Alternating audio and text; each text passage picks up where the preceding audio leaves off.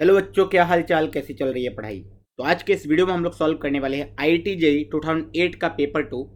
Already हम लोग solve कर चुके हैं part 1 and part 2। So last part यहाँ पे बचा हुआ था जिसमें कि हम लोग सॉल्व करने वाले थे matrix match type question and assertion reason type के क्वेश्चन। तो हमने वो क्वेश्चन सॉल्व किए बिना ही 2022 का पेपर सॉल्व करना शुरू कर दिया था। तो अभी मैं इसको कवर कर रहा हूँ एंड पूरा का पूरा इस वीडियो के बाद तुम देखोगे 2008 से लेकर के 2022 तक के सारे जेई एडवांस के पेपर मैंने इस चैनल पे सॉल्व कर दिए हैं। तो अगर तुम्हें प्रॉपर जेई एडवांस का रिवीजन चाहिए, तुम्हें टेस्ट चाहिए कि किस तरीके का क्वेश्चन आता है जेई एडवांस में, तो देखो इस चैनल पे प्लेलिस्ट में जाओ एंड सारे के सारे प्रीवियस ईयर क्वेश्चन देख डालो। तुम्हें एक प्रॉपर आइडिया लग जाएगा एंड तुम श्योरली अगर तुम सारी के सारे वीडियो अच्छे से देखोगे, समझ समझ के देखोगे, तो तुम बहुत कुछ सीख जाओगे एंड जब जेई एडवांस के एग्जाम में बैठोगे तुम्हें बिल्कुल कुछ भी नया नहीं लगने वाला है। तुम्हें लगेगा तुम्हें सब कुछ आता है, ठीक है। एंड इसके बाद सिंस जेई एडवांस का एग्जाम कल ही है 4 जून को, तो इसके बाद अगर तुम्हें जिस टॉपिक पे वीडियो है, मैं टॉपिक वाइज वीडियो बनाना चाहता हूं। लेट्स से तुम्हें एक्स वाई जेड टॉपिक में डाउट्स है, ठीक है, या उसके तुम्हें क्वेश्चंस प्रैक्टिस करने हैं, तो तुम क्या करो, कमेंट बॉक्स में बताओ कि कौन कौन से टॉपिक तुम्हें नहीं आते हैं, कौन कौन से टॉपिक नहीं समझ में आए हैं, कौन कौन सा टॉपिक पे क्वेश्चन करवाना है मुझे, कौन कौन से टॉपिक को पढ़ाना है मुझे। ये सारी चीज़ें अगर तुम कमेंट बॉक्स में लिख के बताओगे तो मैं उस कमेंट के बेसिस पे नया वीडियो बनाऊंगा एंड रेगुलर वीडियो लाता रहूंगा। चलो स्टार्ट करते हैं, इसको भी खत्म कर देते हैं। देखो, consider the lines, 3 line given है अपने पास। उसके बाद भाई 4 स्टेटमेंट, मतलब कॉलम 1 एंड कॉलम 2 है। तो कॉलम 1 कॉलम 2 को हमें फिल करना है, तो पढ़ लेते हैं भाई। 3 लाइन है, इस 3 लाइन में एक क्वांटिटी है which is unknown, that is k. अब इस के बेसिस पे पूरा का पूरा क्वेश्चन घुमा दिया है। बोला है L1 L2 L3 are concurrent if के की वैल्यू कितनी होगी।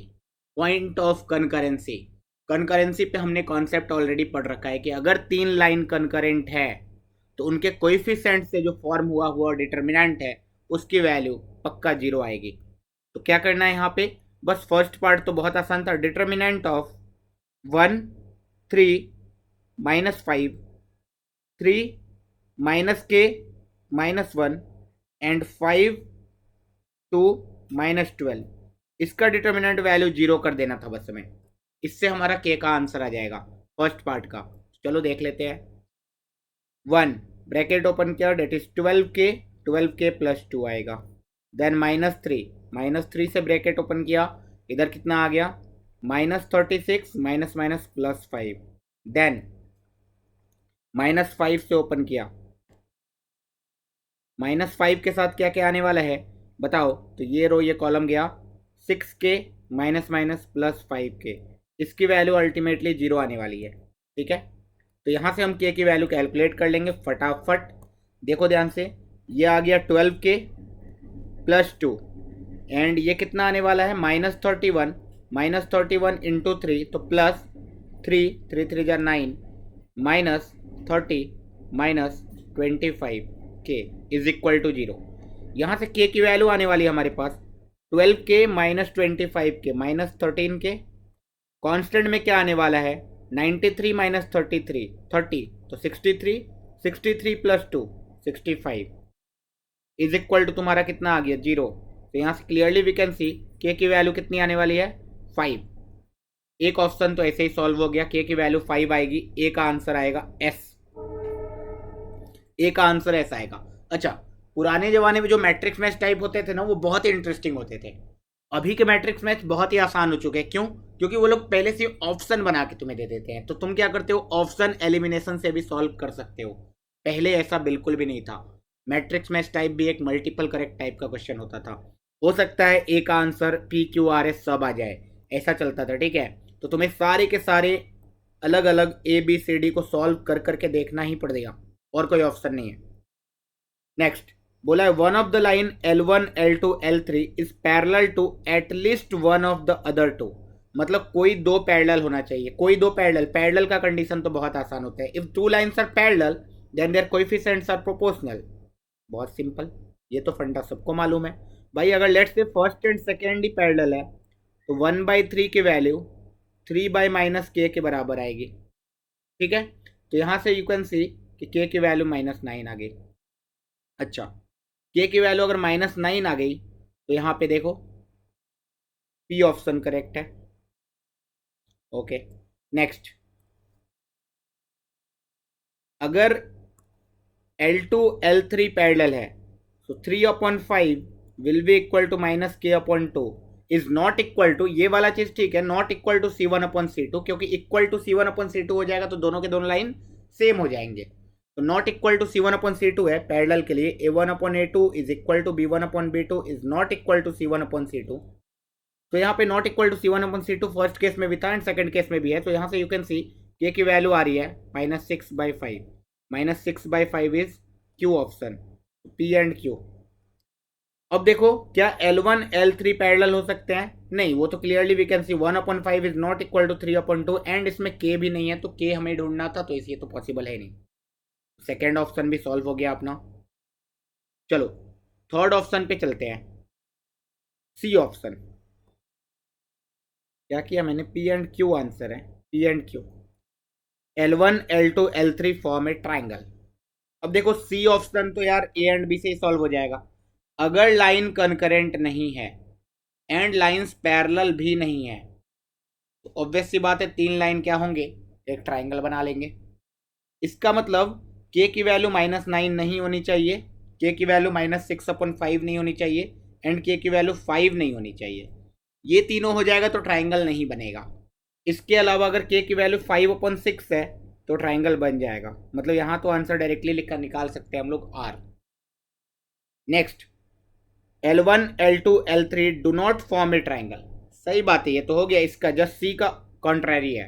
मतलब ट्राइंगल बनेगा तो आर, ट्राइंगल नहीं बनेगा तो क्या? P Q S. P Q S में से कुछ भी हो जाए ट्राइंगल नहीं बनेगा। बहुत ही अच्छा क्वेश्चन। ठीक है, नेक्स्ट क्वेश्चन पे मूव करते हैं। Next question matrix match type है, वही मैं तुम्हें दिखा रहा हूँ ना। देखो चारों के चारों क्वेश्चन अलग अलग टॉपिक से है। ये कुछ और से है, क्वाड्रेटिक से आया हुआ है, ये मैट्रिक्स से आया हुआ है, ये लॉग से आया हुआ है, ये ट्रिगो से आया हुआ है। मतलब चारों के चारों अलग अलग सॉल्व करके तुम्हें आंसर निकालना ही पड़ेगा और कोई ऑप्शन है नहीं। चलो, बोला है the minimum value of this, quadratic upon linear है, उसका रेंज निकालना है। तो x² + 2x + 4 divide by x + 2। पहले तो मैंने सोचा कि ऊपर वाले को स्क्वायर करके देखते हैं, मतलब ऊपर वाला परफेक्ट स्क्वायर नहीं है तो ये, लेकिन एक्चुअल में लिखा होता है x+1 का होल स्क्वायर + 2।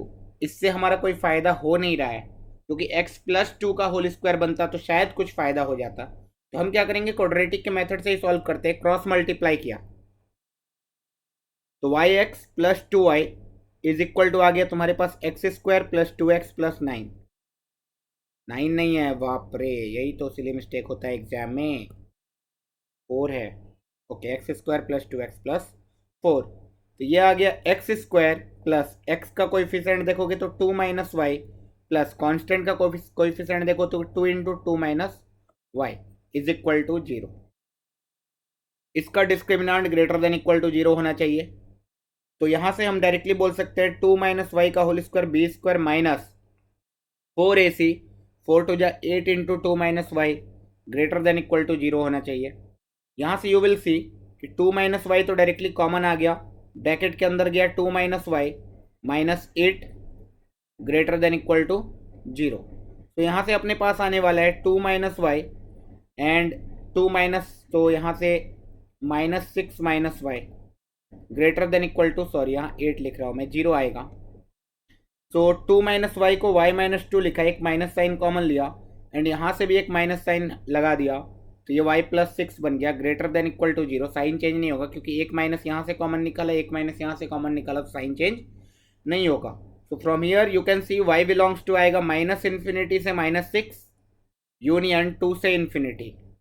अब यहाँ पे शायद क्वेश्चन के ऑप्शन के हिसाब से देखेंगे तो इन्होंने बोला है कि इसकी मिनिमम वैल्यू निकालो, तो शायद ये इन्होंने पॉजिटिव आंसर दिया है, तो शायद ये पूछना चाह रहे हैं इसके मैग्नीट्यूड का मिनिमम वैल्यू निकालो। मतलब नेगेटिव वैल्यू नहीं लेने का तुम्हें, पॉजिटिव वैल्यू के बारे में बताओ। पॉजिटिव वैल्यू अगर सोचेंगे तो आंसर विल बी 2, लेकिन अगर ऐसा देखें तो मिनिमम क्या आएगा? -∞ आएगा। ओके, तो यहाँ पे इस क्वेश्चन में कुछ तो गड़बड़ था। चलो, एंड अगर यहाँ मॉड रहता इसकी मिनिमम वैल्यू बताओ, तो भाई ये जो आंसर है इसका मॉड ले लेते, एंड मॉड के हिसाब से आंसर विल बी 2, तो आर आंसर आ जाता। बी ऑप्शन पे चलते हैं। बोला A and B B 3x3 matrices of real numbers. यहाँ पे ए एक सिमेट्रिक मैट्रिक्स है। कोई मैट्रिक्स अगर सिमेट्रिक होता है इसका मतलब क्या होता है कि उसका ट्रांसपोज उसी के बराबर आएगा। अच्छा, बी एक स्क्यू सिमेट्रिक है। स्क्यू सिमेट्रिक का मतलब उसका ट्रांसपोज उसके नेगेटिव के बराबर आएगा।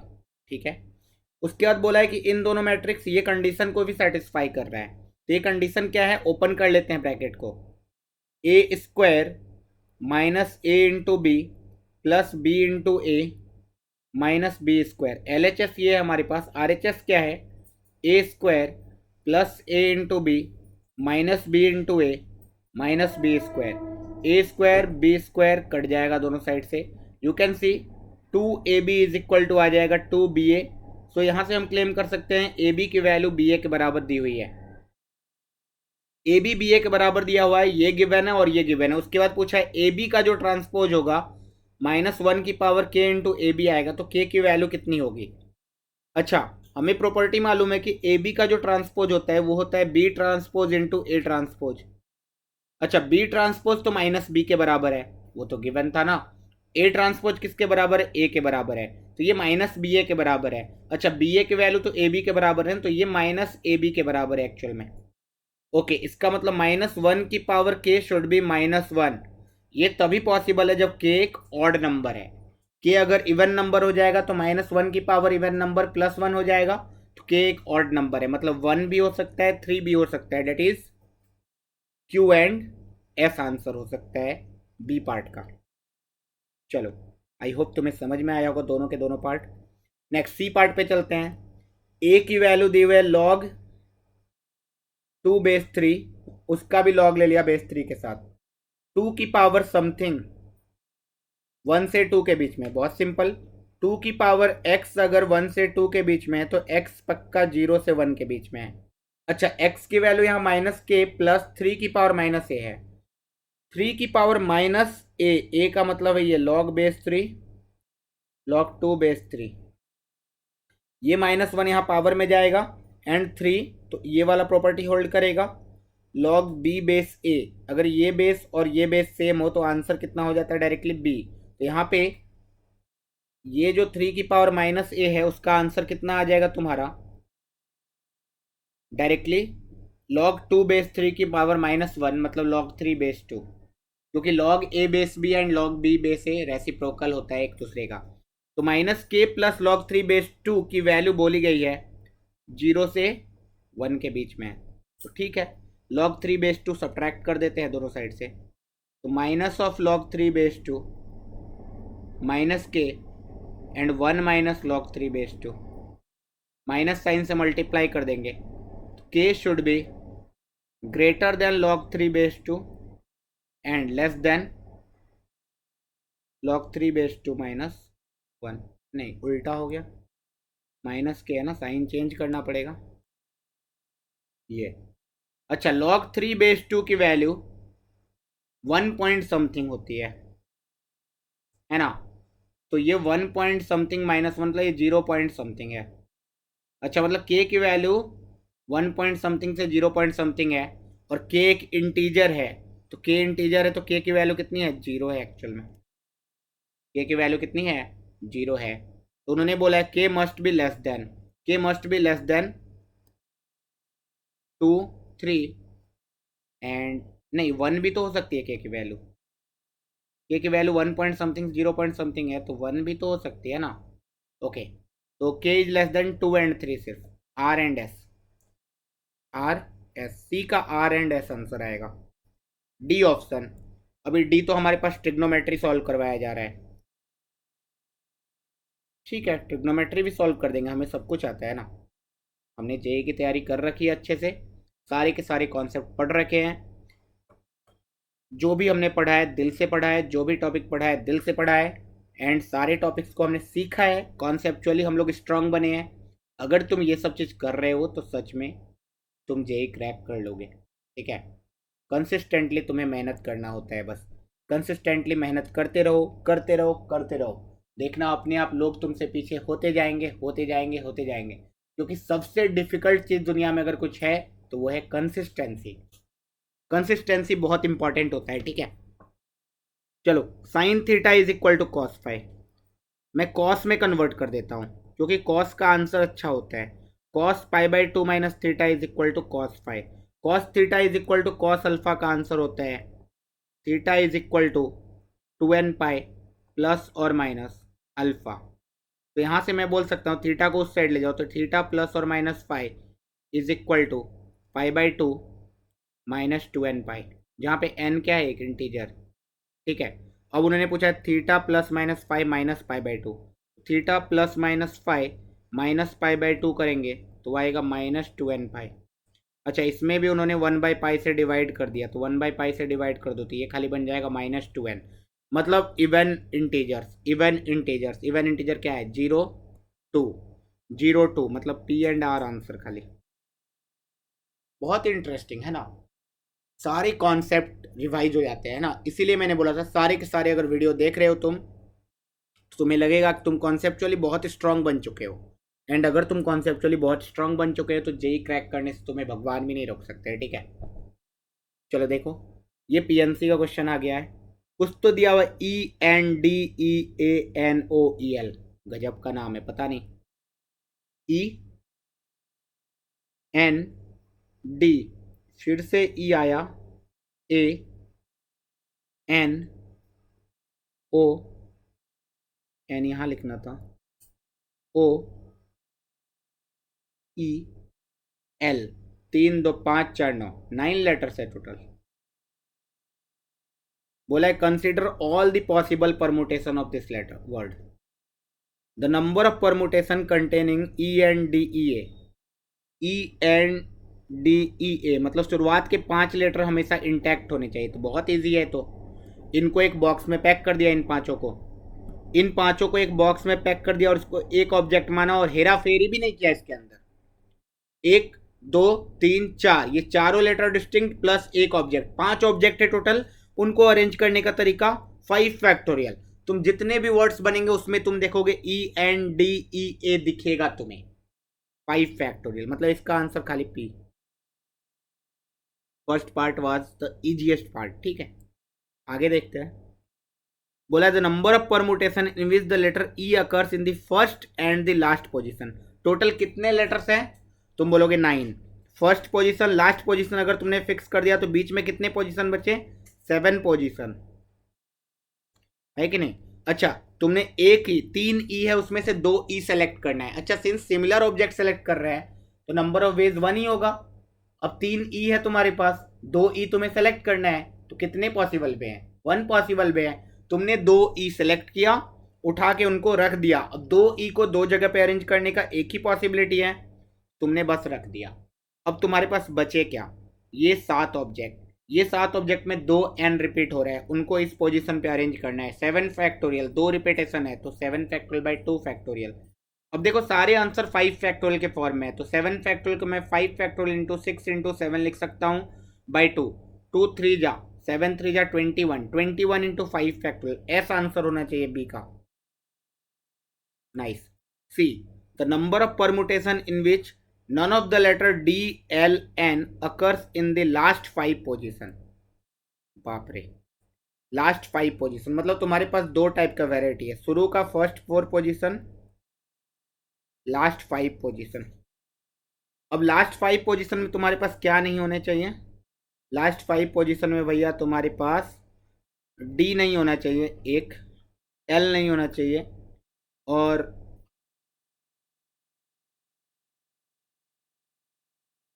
N नहीं होना चाहिए, N 4 है, यही है ना। Letters D, L, N occurs. Number of permutation in which none of the letters D, L, N occurs in the last 5 position। ठीक है, D, L, N ये सारे लास्ट 5 पोजीशन में नहीं होने चाहिए, ठीक है। तो ये सारे अगर लास्ट 5 पोजीशन में नहीं होने चाहिए, मतलब ये 4 जो है तुम्हारे पास, ये कहाँ होने चाहिए, पक्का फर्स्ट 4 पोजीशन पे होंगे। तो भाई इन चारों को फर्स्ट चार पोजीशन पे अरेंज करने का तरीका is 4 factorial by 2 factorial. By 2 factorial क्यों किया? दो एन एक जैसे हैं। ओके, अभी जो बच गए हैं पांच, 1 2 3 4 5, इनको लास्ट में अरेंज कर देंगे पांच जगह पे। 5 फैक्टोरियल बाई 3 फैक्टोरियल। 3 फैक्टोरियल क्यों किया? 3 E एक जैसे हैं। ये तुम्हारा आंसर हो गया। हाँ सर। अच्छा, यहां से देखो ये 6 है, ये 2 है, 6 2 जा 12 हो गया। अच्छा, 4 फैक्टोरियल 24 होता है, 12 2 जा, तो 2 इंटू 5 फैक्टोरियल आंसर होना चाहिए। क्यों आंसर होना चाहिए इसका? डी ऑप्शन पे आ जाते हैं। डी ऑप्शन है अपने पास, the number of permutations in which the letters A E O occur only in odd position. अच्छा, टोटल 9 है तो कितने ऑड पोजीशन होंगे? 5 ऑड पोजीशन होंगे, 5 ऑड होंगे, 4 इवन पोजीशन होंगे। जैसे first, third, fifth, seventh, ninth, ये 5 ऑड पोजीशन हो गए। सेकेंड, फोर्थ, सिक्स, 8, ये 4 इवन पोजीशन हो गए। अब तुम देखो ए ई ओ टोटल 5 ही है। 3 ई है, एक ए है एंड एक ओ है। तो आंसर मेरे हिसाब सेम आंसर आ जाएगा। यही सेम आंसर कैसे हो जाएगा? उन 5 पोजीशन पे इन 5 को अरेंज करो 5 फैक्टोरियल बाई 3 फैक्टोरियल से, बचे हुए 4 को 4 पोजीशन पे अरेंज करो 4 factorial by 2 factorial. Same answer. क्यों आंसर? सिंपल सा क्वेश्चन था, परमुटेशन एंड कॉम्बिनेशन का था। आई होप तुम्हें समझ में आया होगा। आगे बढ़ते हैं, हमारे पास अब असर्शन रीजन टाइप के क्वेश्चन है। असर्शन रीजन टाइप के क्वेश्चन है, सॉल्व कर लेंगे। हमें क्या नहीं आता है, सब आता है हमें। अच्छा, आजकल असर्शन रीजन टाइप के क्वेश्चन नहीं आते हैं ना, जेई मेंस में कभी कभी दिख जाते हैं, जेई एडवांस में तुम्हें नहीं दिखेंगे। अब इसमें क्या है, दो स्टेटमेंट गिवन होता है और बहुत सारे ऑप्शन की स्टेटमेंट 1 ट्रू है, स्टेटमेंट 2 ट्रू है, ये इसका करेक्ट एक्सप्लेनेशन है कि नहीं है करेक्ट एक्सप्लेनेशन, या ये 1 ट्रू है दूसरा फॉल्स है, या पहला ट्रू फॉल्स है दूसरा ट्रू है। ओके, सॉल्व कर लेंगे। एक डिफरेंशियल इक्वेशन गिवन है, कांस्टेंट निकालने के लिए कुछ तो गिवन है, उसके बाद पूछा है कि वाई एक्स इतना होगा। तो यहाँ तो क्लियर हो गया कि वाई एक्स आइदर दिस और दिस, यही आंसर होने वाला है। ठीक है, तो भाई ये डिफरेंशियल इक्वेशन जब देखोगे तुम्हें आसान लगेगा, वेरिएबल सेपरेबल है। X square minus 1 into d y is equal to y into y square minus 1 into d x. इसका मतलब हो गया d x divide by x into root under x square minus 1 is equal to d y divide by y into root under y square minus 1। दोनों side मस्त integrate कर दिया। ये हमें सबको मालूम है, सेक इनवर्स एक्स का इंटीग्रेशन, ये हो जाएगा सेक इनवर्स वाई का integration plus some constant. Constant निकालने के लिए एक्स की वैल्यू 2, वाई की वैल्यू 2 बाई रूट 3। एक्स की वैल्यू 2 डाला तो ये बन गया पाई बाई 3, वाई की वैल्यू 2 बाई रूट 3 डाला तो ये बन गया पाई बाई 6, प्लस सी की वैल्यू खड़े खड़े यहाँ पे आ गई पाई बाई 6। तो यहाँ से you can see sec inverse x is equal to sec inverse y plus pi by 6। तो यहाँ से आई कैन क्लियरली सी कि वाई की जो वैल्यू आने वाली है वो आने वाली है sec inverse x minus pi by 6 का सेक ले लो। अच्छा, मतलब स्टेटमेंट 1 इज ट्रू, दूसरा फॉल्स हो गया, क्योंकि इसको इसमें थोड़ी ना, ये अलजेब्रिक है, इसमें कन्वर्ट नहीं होगा। ठीक है, तो statement 1 is true, statement 2 is false. Easy question. Next, ये अच्छा क्वेश्चन है, थोड़ा सा एनालिसिस करना है। दो लाइंस गिवन है, एक सर्कल गिवन है। स्टेटमेंट 1 बोला है अगर line L1 is chord of circle then L2 is not always a diameter of circle. ठीक है, दूसरा स्टेटमेंट बोला है L1 is diameter of circle then L2 is not a chord of circle. ठीक है, पहले देख लेते हैं सर्कल क्या है। भैया जो भी सर्कल है उस सर्कल का सेंटर कितना गिवन है, माइनस जी कॉमा माइनस एफ होता है, तो माइनस 3,5 होगा। अच्छा, इस सर्कल का रेडियस कितना है, तो root under G square 9 plus F square minus C, कितना आ रहा है 2। अच्छा, रेडियस 2 है। अगर अब स्टेटमेंट 1 को सॉल्व करते हैं, L1 is chord of circle C, कोई लाइन कॉर्ड है इस सर्कल का, इसका मतलब क्या होता है, कॉर्ड का कंडीशन क्या होता है, याद करो जल्दी, याद करो जल्दी। सेंटर से उस लाइन का डिस्टेंस रेडियस से कम होना चाहिए। सेंटर से लाइन का डिस्टेंस निकालते हैं, कितना आएगा, -6 प्लस 3 5 जा 15 plus p minus 3, perpendicular distance formula लगा दिया, divide by root over a square, 4 plus 9 13। इसकी वैल्यू 2 से कम होनी चाहिए। ऊपर कितना आ रहा है देखो 15, 15 में से 9 गया 6 प्लस पी की मॉड की वैल्यू 2√13 से कम होनी चाहिए। इसका मतलब 6 प्लस पी की वैल्यू -2√13 से +2√13 के बीच में होनी चाहिए। इसका मतलब ये हो गया कि पी की जो वैल्यू है -2√13 -6 एंड +2√13 -6। अब तुम ध्यान से देखो, क्या ये पॉजिटिव है? 2, ये देखो 3 से ज़्यादा ही है तो ये 6 से ज़्यादा है, this is positive 0 point something, and ये एक नेगेटिव नंबर है, ऑब्वियस सी बात है, तो बीच में 0 भी आता है। ओके, मतलब पी की वैल्यू इतनी होगी अगर कॉर्ड है तो। देन क्या L2 is not always a diameter of circle. L2 का डिस्टेंस सेंटर से निकालते हैं, अगर 0 आ गया तो डायमीटर होगा पक्का, एंड अगर नहीं आया तो डायमीटर नहीं होगा। तो L2 का डिस्टेंस निकालेंगे तो सब कुछ सेम ही रहेगा, -6 + 15, यहाँ खाली P+3 हो जाएगा डिवाइड बाई √13। ओके, ये कितना आ रहा है? 15 + 3 18, 18 में 6 गया 12 plus P upon √13।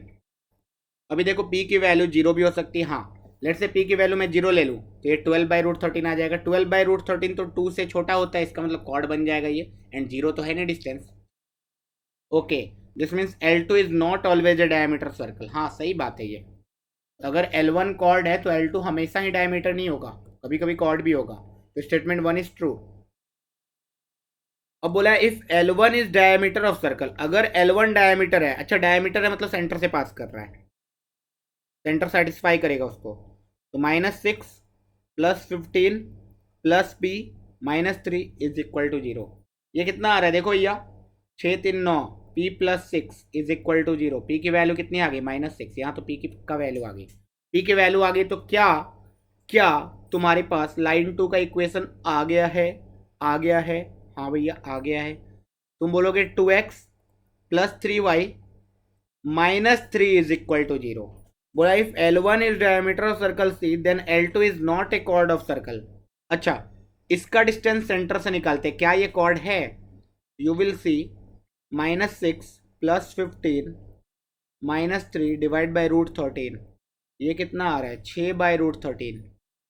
6/√13 is less than 2, मतलब this is a chord, and उसने बोला L2 कॉर्ड नहीं है, ये तो गलत स्टेटमेंट है, कॉर्ड है। तो statement 1 is true, statement 2 is false, option number C. ठीक है, नेक्स्ट क्वेश्चन, क्वाड्रेटिक इक्वेशन का क्वेश्चन है। A B C P Q सब रियल नंबर है। अब ध्यान से देखो, पहला वाला इक्वेशन तुम्हारे पास है x² + 2px + q is equal to 0, इसके रूट से alpha and beta. Next equation है ax² + 2bx + c is equal to 0, इसके रूट से अल्फा एंड 1/बीटा। देन इसके ऊपर कुछ स्टेटमेंट गिवन है। पहला statement something into something greater than 0। ये जो समथिंग इंटू समथिंग है ना, इसको ध्यान से देखोगे तो ये डिस्क्रिमिनेंट ही है। कैसे मुझे इतना जल्दी दिख गया? नंबर्स देख के भैया, नंबर्स देख के। D1 B² - 4AC होगा, यार है 4 × P² - Q। अच्छा, डिस्क्रिमिनेंट ऑफ 2 कितना आएगा? 4B² - 4AC, ये आ रहा है 4 × B² - AC। अच्छा, अब इन्होंने बोला है D1 × D2 discriminant into discriminant 2 is greater than equal to 0। अच्छा, ये कब पॉसिबल होगा? ये तब पॉसिबल होगा जब दोनों के दोनों या तो नेगेटिव है, या दोनों के दोनों पॉजिटिव है, या ग्रेटर देन इक्वल टू 0 है। अच्छा, अब तुम ऐसे सोचो, एक पॉजिटिव एक नेगेटिव होगा तो ये नहीं चलेगा, ठीक है। एंड यू विल सी कि ये ट्रू है। कैसे ट्रू है?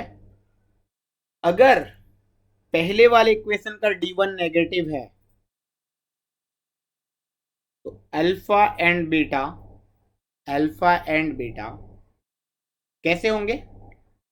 इमेजनरी होंगे। एक रूट P + आयोटा Q होगा, दूसरा root P - iota Q type होगा। अल्फा + आयोटा बीटा तो अल्फा - आयोटा बीटा होगा। अच्छा, अल्फा तो इसका भी रूट है, मतलब अल्फा + आयोटा बीटा इसका भी रूट है, तो अल्फा - आयोटा बीटा इसका रूट होना चाहिए। अच्छा, alpha + iota beta, alpha - iota beta, alpha - iota beta एक दूसरे का रेसिप्रोकल है, मतलब हो सकता है वो एक कॉम्प्लेक्स नंबर है जिसका मॉडुलस 1 है, क्योंकि हमें मालूम है ना Z (Z) is mod Z का होल स्क्वायर, तो अगर मॉडुलस किसी कॉम्प्लेक्स नंबर का 1 है तो उसका बार उसके रेसिप्रोकल के बराबर है। अच्छा, तो ये हो सकता है, मतलब D1 D2 दोनों नेगेटिव होना पड़ेगा अगर एक नेगेटिव है तो। अच्छा, लेकिन अगर एक पॉजिटिव है, D1 लेट से पॉजिटिव है, तो अल्फा रियल बीटा रियल। अच्छा, अल्फा और बीटा रियल है तो अल्फा तो रियल है ही, तो 1/बीटा भी रियल है, इसका मतलब दोनों पॉजिटिव हो जाएगा। हाँ, ओके। एंड अगर एक जीरो है तो दूसरा भी जीरो हो जाएगा अपने आप, है ना। दूसरा जीरो हो जाएगा, अल्फा बीटा इक्वल हो जाएगा, तो उस केस में 1 रूट होना पड़ेगा एंड -1, ऐसा चलेगा ना। तो मतलब D1 × D2 in all case positive ही आएगा, मतलब स्टेटमेंट 1 इज ट्रू। अच्छा, स्टेटमेंट 2 देख लेते हैं अब। B not equal to PA, C not equal to QA, PA QA। ये कहाँ से आएगा, बहुत इंटरेस्टिंग। एक चीज का अभी तक हमने यूज नहीं किया, पहला वाला एनालाइज करने के लिए हमने दूसरे वाले स्टेटमेंट का तो यूज किया ही नहीं, मतलब ऑप्शन 1 तो हमेशा ही गलत हो गया, क्योंकि statement 2 is not A correct explanation. अच्छा, अब देखो, अल्फा अगर पहले वाले का रूट है तो alpha square plus 2P alpha plus Q0 होगा। इसमें ए मल्टीप्लाई कर दो तो A alpha square plus 2PA into alpha plus QA0 होगा। अच्छा, PA और QA चाहिए दिख रहा है अब हमें। अच्छा, अल्फा दूसरे वाले का भी रूट है तो A alpha square plus 2B alpha plus C0 होगा। कॉमन रूट कंडीशन, सब्ट्रैक्ट कर दो दोनों को, यहाँ से you will get 2 times alpha PA minus B is equal to C minus QA। मतलब अल्फा की जो वैल्यू आएगी वो आएगी C minus QA upon PA minus B by 2। अच्छा, ये दोनों नॉट इक्वल होंगे, PA not equal to B होना चाहिए पक्का, तभी तो ये रूट्स डिफाइंड होगा। And C not equal to Q होना चाहिए, क्योंकि नॉन जीरो रूट है अपने पास, है ना, नॉन जीरो रूट है अपने पास, तो इसका मतलब ये स्टेटमेंट भी ट्रू हो जाएगा। दोनों के दोनों स्टेटमेंट ट्रू है but not A correct explanation, हो जाएगा। अच्छा, नॉन जीरो रूट क्यों है कोई बोलेगा, क्योंकि अगर लेट से जीरो रूट हो जाएगा तो 1/0 अनडिफाइंड हो जाएगा ना।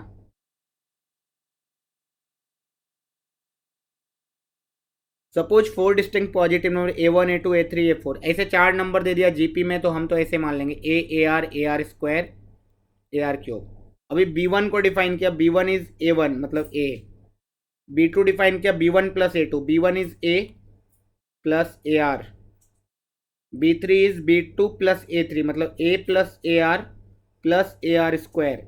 And B4 is B3 plus A4 मतलब A plus AR square plus AR3। अब बोल रहा है the numbers B1 B2 B3 B4 are neither in AP nor in GP। GP में तो नहीं है, कॉमन रेशियो सेम नहीं है, ठीक है।